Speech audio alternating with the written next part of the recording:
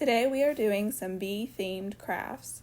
I know bee crafts have been done and done again, but I tried to make them a little different than what I've seen done.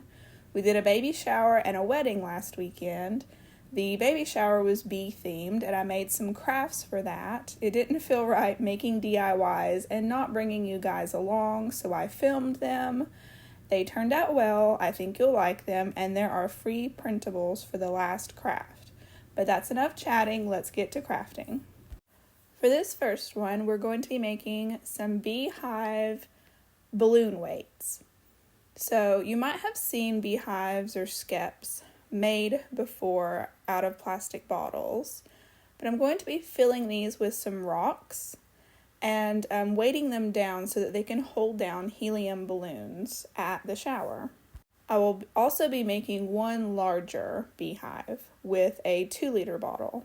I cut them down to the size I wanted them. The one with the blue label here, the Sam's Choice, it was a little too big. It was a little bit bigger than the Pure Life bottled water, mini bottled water. So I cut it down a little bit and gave it a bottom using some hot glue and just some garbage I had laid around. And then I filled these bottles with some rocks from my driveway, and then just filled them with some garbage out of the garbage can, just so they would hold their shape a little bit better. You know how these bottled water are just getting more and more flimsy, and I wanted it to fill them up and make them more sturdy. I used hot glue some, and I used some masking tape some. You could just use masking tape. For this part, you don't have to use the glue, but I just did a little bit of both. For the larger beehive, I didn't need it to be very heavy, so I mostly just used garbage out of the trash can to fill that up. I did add a few rocks just because I had some, and it didn't need to be heavy. It wasn't going to hold down any balloons. Now my hot glue gun is a high heat hot glue gun. I do not have a low heat glue gun or a glue gun that has the option to put it on low heat. And so it did melt the plastic just a little bit, but it wasn't a problem. It didn't melt it to where it warped it, too bad. It still, held the shape that I needed.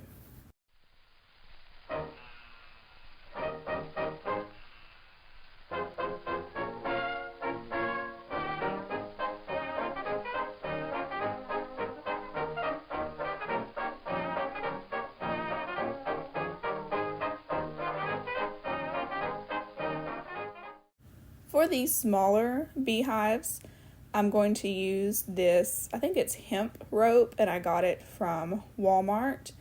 And to make sure that, I'm sorry I'm out of focus here a little bit, but just to make sure that the bottom row was even and it wasn't, it was going to sit on the table evenly, I used the table for that first row of wrapping.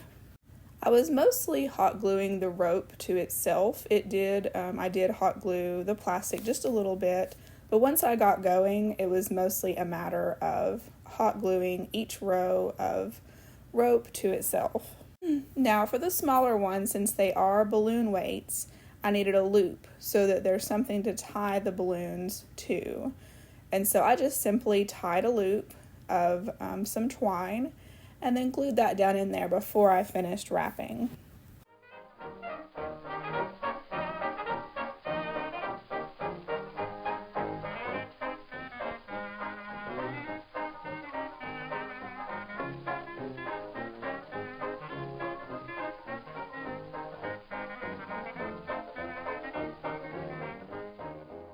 This is optional, but you can use a lighter to burn off any hairs that's on the twine.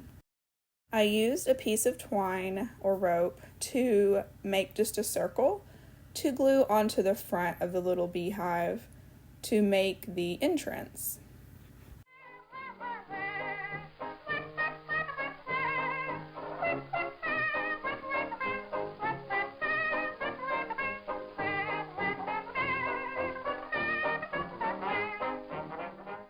And then I used Waverly's chalk paint in the color ink to just carefully color in that little round part. These turned out really nice and they worked very well as balloon weights.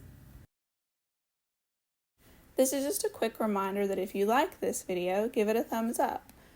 Share and subscribe if you haven't already so that you don't miss any future videos. These are free ways to help my channel out and they are greatly appreciated. Now to make those bees that you saw on that one picture of the beehives. I did want to show you this real quick. I found this.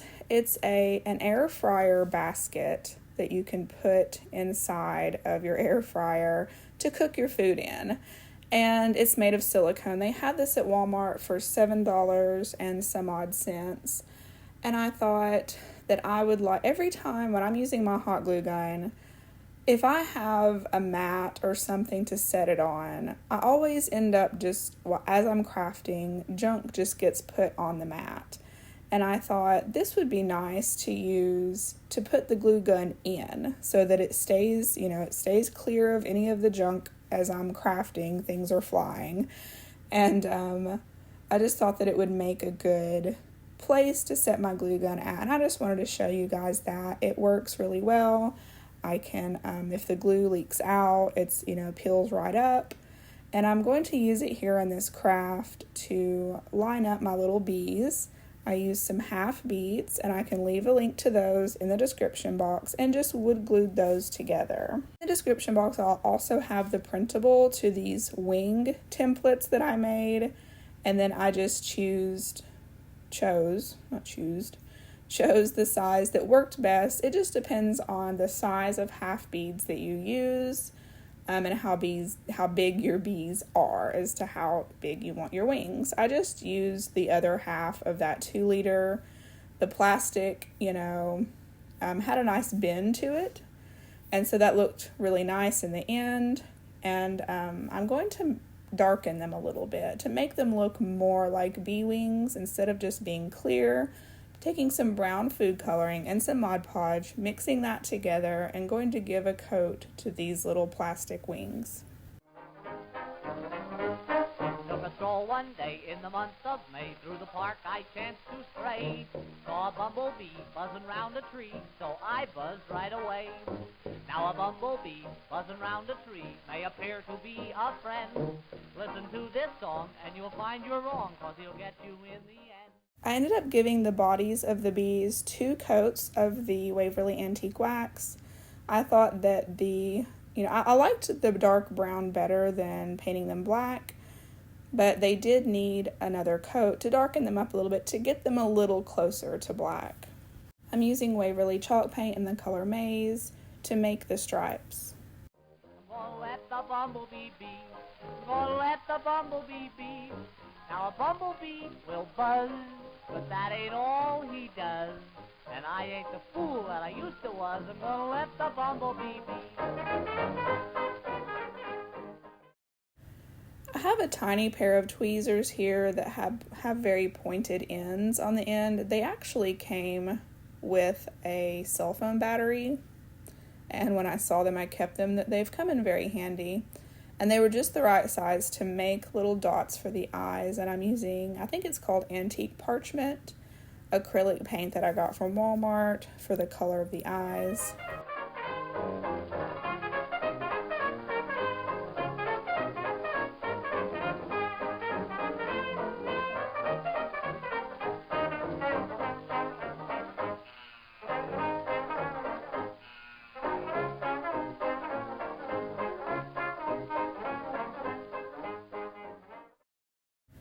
And I just used hot glue to glue on those wings, making sure that the wings were curved up.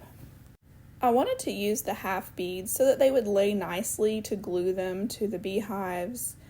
I showed you there a little bit earlier where you could glue 2 of these together or use whole beads instead of half beads to make them more rounded and not have the bottom be flat.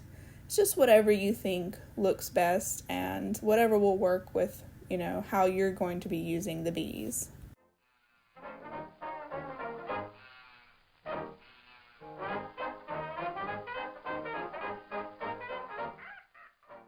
I wanted to also make some of these into picks, and so I did that 2 different ways. One way is I would glue some skewer sticks from Dollar Tree into a hole underneath the bee that I created using a generic Dremel.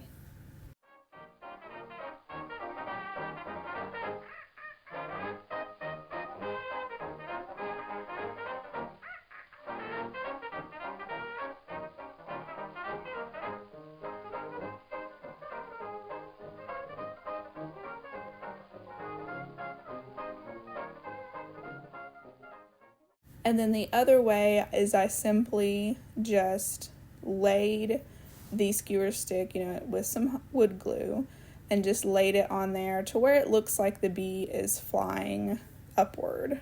And I did clamp those until that glue set up.